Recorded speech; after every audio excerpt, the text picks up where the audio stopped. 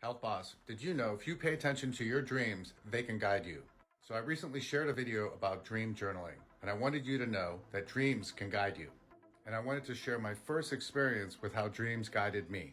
So at the time, I was living on the island of Haiti, and I owned a production company. And I ordered a tripod from New York, and it took me over a week to try to figure out how to connect my camera to the tripod. It was frustrating. Carrying a 20-pound camera over your shoulder just wasn't going to cut it. So after reading a book about dreams, it was recommended that before going to bed, that you meditate, you pray on your problem, and that your dream will hopefully give you an answer in the morning. So I did just that.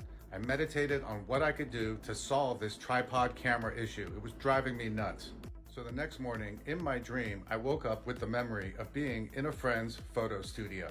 So I had a friend in Haiti who was a wedding photographer who also did passport photos.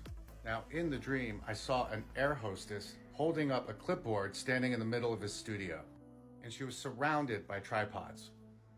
So at that point, I figured I had nothing to lose. I literally threw my tripod, my camera into the trunk of my car, and I drove directly to his studio.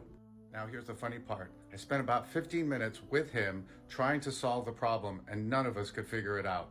And what are the odds, while my friend and I are scratching our heads, not being able to figure anything out, that this gentleman walks in. He literally walks up to the tripod, pops a magic button, connects the camera, and it's done. Mind blown. Turns out the guy was a cameraman for Tele Haiti, and he's been one for over 20 years. How did my dream know that he was going to be there at that time to help me solve that problem? And it was from this moment on that I realized the importance of writing down my dreams, and I recommend you do the same. Health Boss.